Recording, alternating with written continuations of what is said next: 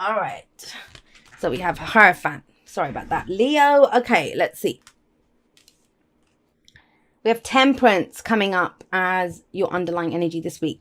So this is, I mean, think about it. Temperance is moderation. It is balance. It's a level of peace. It's a level of harmony that's coming in. But it doesn't just automatically happen. People treat Temperance like it's the timeout card. It's like, you've been naughty, go be patient, go sit on the naughty step. It's not. That is not what Temperance is. It's actually a valuable experience. I always think, I mean, when I go through periods of Temperance, and trust me, when I first started reading the tarot, people asked me which cards I didn't like. Strange. The two cards that I didn't ever used to really like were the Hierophant and Temperance, and you got both of them in your reading.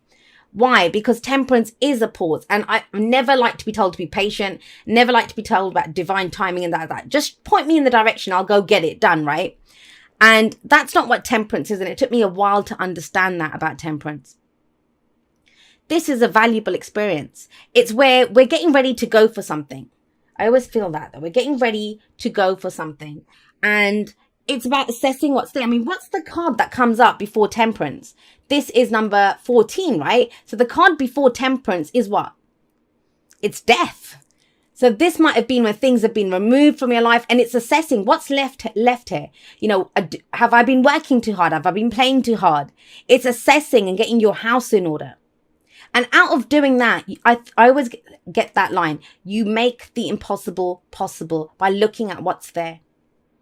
You know, that's why you're divinely protected and guided in that you can pause and assess what's going on in your life and get your house in order before you move forward. How are you moving forward? Well, by doing this, you're moving forward as the Knight of Cups. Now, some of you might be dealing with a water sign, which would be Cancer, Scorpio, or Pisces. But remember, the signs don't own the cards. They lend their characteristics. We also have Sagittarius here. We have Taurus here, and we have double Leo energy, or maybe an Aries or a Sagittarius as well. So with the Knight of Cups coming up, though, he is the dreamer. He's the dreamer. And sometimes he's called the delusional romantic. Someone left me a really amazing comment and I laughed at it because it's true. And someone said that, you know, I don't know if it was a Leo reading, but one of the readings, someone said, well, some of us are waiting for the delusional romantic. Well, if you're waiting for the delusional romantic, you know what to do, right? Be the delusional romantic. That's when you get in that vibration, then you will attract others of that vibration. But have a look at this guy. All he's focused on is how he feels, how he wants to feel. I mean, he's riding a bloody unicorn over a rainbow. That says it all. And sometimes, you know, he's told that he doesn't have the goods to back up what he's offering. He can promise you the sun, the moon, and the stars. Not that he's lying. It's because that would feel so good, right? If that was the case, wouldn't it feel so good? And he focuses on that. He focuses on how he wants to feel. And I kind of feel like as we go through life, the more experiences we have, you know, our heart breaks, or we lose the jobs, or, you know, we realize money isn't everything, whatever. We start off so hopeful as dreamers, and we become jaded and we become cynical. So to be the Knight of Cups is not actually to be foolish. It actually takes great courage and strength to be the Knight of Cups, because it takes courage to dream. I speak to so many people where I try to help them dream, right? Like, what's your dream? And they're afraid. People are afraid to dream. Why? Because I'm going to be so upset when my dream doesn't come true. You know, when my expectations aren't met. That's not what dreaming is. Dreaming is when you can sit in that. Have you ever, I mean, I usually do it when I'm sitting on the bus and I'll daydream about something, and it's almost like I'm off doing whatever it is. It's not whether it will happen or not. I just enjoy the dream of it. So for the kind of as a central energy, this is about what you're dreaming up. What's next? What's the big dream? And you know why you're able to do this now? And it kind of sounds like a feeble kind of message, but it isn't, because you have the King of Wands backing this. That's you. Whatever you were doing with Temperance, I mean, I think Temperance is not telling you to pause. It might be telling you to pause and dream, but I kind of feel like you're coming out of this period where you've been working on yourself. And I actually sent a Leo a message this morning. Someone had messaged me, and that's what I said. I said, I kind of feel like that's Aquarius and Leo have done hard labor while the nodes were in our signs, right? We did our hard labor, showing you who you are. North Node in your first house as a Leo, yeah, that's going to show you who you are. And the King of Wands, he's confident, he's entrepreneurial, he's inspired, he pursues his passions, he pursues his creativity. But if you think about it, If Temperance is all about balancing out, not too much work, not too much play, bringing everything together, whatever inspiration, you might have had some ideas in the past, you might have had some passions or something that you wanted to create, whether it's with a person, a job, a business, a hobby, whatever it is. It's mature, it's not naive. That's why I don't think the Knight of Cups is anything more than the dreamer energy. Because it is a king. Kings have reached mastery. So you have that confidence. I think this is a mature, inspired, passionate idea, whatever it is. And you might have wanted to take action on this, but you've not been able to because of this Temperance energy. Because it still needed kind of balancing out, right? Well, you've got the Eight of Pentacles coming up in your present. So you can actually start working on this now. And the Eight of Pentacles, I know it's the work card, but it's work that we don't mind doing. Why? Because it's leading to our long-term stability and security. For some of you, I kind of feel like this is something, it's not new. I think you were working on this before, but it got paused. But even that pause, if you think about it, it's allowed a kind of refreshing of the dream, a renewing of the dream, polishing the dream, like revisiting the dream. Why did I start this? Why was I inspired to do this in the first place? So I feel like you've been working on something yourself. It might have been, because remember, this is the foundation. Last week, last month, last year, doesn't matter. But the foundation is telling us you're solid in yourself. That's a great energy to have backing everything here. Are you ready to start putting work into this now? And I don't like the word work. And it comes, I guess it comes from school days, right? Where we told we had to do our homework. And it's always like, oh God, do I have to do that? Because we want to play, right? But work can be play. Take it from me. Work can be play. For someone who this is play for me every day, I get to come here and do this. It is play. When you love what you do and you do what you love, then it is like going in. It's amazing the things that you do. You're going to put in extra effort because you know where it's headed. You know you're building something. Because the Eight of Pentacles, it leads to the Ten of Pentacles. That's our legacy, right? Now, whatever it is that you've been putting work into, and I kind of feel like it's been kind of moderate because of Temperance sat above this. I don't feel like you've been able to go at the full speed that you've wanted to, or maybe you've not had the attention that you've wanted to. It's been kind of not slow and steady. That's more Knight of Pentacles, but kind of you've had your head down, you've been focused on it, you've been putting effort into this. And you'll know if this is your message because you know you've been doing that. Well, guess what? It's time to kick it up a notch. Strength tells me that. Why? Why is that?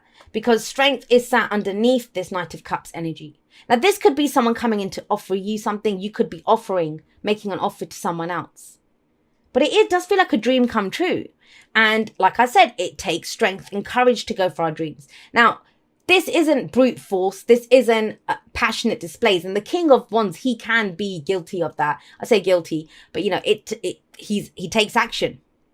But strength is about inner resilience. It's grace under fire. It's having the dignity to move forward, to face whatever needs to be faced with courage. But what are you facing? You're facing the dream. You're facing the dreamer part of yourself. So it does take courage to do this, but keep doing what you're doing. You are going to have the courage to make bold moves, to take bold steps. This is such a Leo reading. I mean, with the King of Wands here, and the Kings are the fixed signs. So the King of Wands is specifically Leo. Although in general readings, we do say Aries and Sagittarius as well. And this is the courage to go for something. And it just feels like the brakes are coming off. You've had the brakes on for a while and the brakes are coming off. And that could be, Temperance can be Sagittarius season. That's where it's kind of coming in there. Why did you have the brakes on? Maybe you lost supporters. Maybe you lost people from your inner circle. This can be friends, family members. I always see the 3 cups that have fallen over as the 3 of cups. Our inner circle, something that we've lost. Regret, missed opportunity. And it might be specifically that you missed out on an opportunity. That the focus was on you and becoming who you are and who you have become. That you missed out on something. This kind of feels, have a look at it. This very kind of solo venture, don't you think? Sat here by yourself, kind of measuring things out. You're dreaming the dream. This is you, King of Wands, sat on your throne, building your kingdom, getting ideas for what you want to do about your kingdom. You've got your head down. You're working away at something. And now you're the one that's got the strength. And I get it. It can be a lonely venture, right? But the 5 of Cups does say, all is not lost. All is not lost. That those 2 cups there, I always see that's the 2 of cups. That is support. That is someone who has your back, right? Why do you need, where does that come from? Where does this come from, where we understand that, all right, I might have missed out on that, I might have done whatever, where do I go? Well, it was clarified by the Hierophant. Now, I said this was also one of those cards that I didn't used to like when I first started learning the tarot, which was a very long time ago. The Hierophant, the thing I never liked about the Hierophant, it's because it talked about conformity. And I was a young, rebellious Aquarian, and the idea of conforming to anything, it was like, who conforms? But what I've understood is even the most non-conformist conforms to something. Everyone has their own idea of what is traditional. And that's the Hierophant. And if you have a look here, there's all these religious symbols, and it looks, you know, sometimes the Hierophant's called the Pope or the High Priest in some decks. This is our faith. And why do we have faith? It's because it brings stability to us. It brings support to us. I'm going to say this to you, Leo. You don't need anyone else. And I think that's one thing that if you went through this and you came out of it like shining like this, so, you know, being who you are, being the King of Wands, not the Page, not the Knight, but the King of Wands, then why do you need anyone else? And I think that's the realization. That's not to say there won't be anyone else. That's not to say that you have to do this on your own. But it's more about you shining. You shine as bright as you can, and your tribe will find you. They will come with you. Because the Hierophant can also indicate groups of people. You know, like if we're part of a church or a temple or an organization, you know, institutes of higher learning, the company that we work for. It's that you're not alone. There is support here. And it's almost like your faith gives you that. Now, this can also be a departure from what's traditional. That what the old Leo was doing, and I don't mean elderly, I mean as in the older version of you, the old version of you, there's a new you coming up. Stronger, more courageous, a new dream that you're going after. So the advice is have the faith to go for it. Doesn't matter what's been lost. All has not been lost. This is a new you, and your faith in it is your commitment to it. The Hierophant is a commitment card. And like I said, it can be a break from tradition, because the Hierophant can indicate, I don't know, like what our families told us, what our religious beliefs have told us, what society has told us. And everyone's always worked in the family business, Leo, you will too. And you're like, I don't think so. I missed an opportunity once because I tried to fit into that mold. I'm not doing it again. Or, you know, you can't marry someone from a different religion. Why not? I've put in so much work. I'm courageous. I can go forward. And, you know, with that 2 of Cups there, we might be looking at what's missing in someone, but not what is there, what the similarities are, what connects us. The 2 of Cups is always about what connects us, the similarities.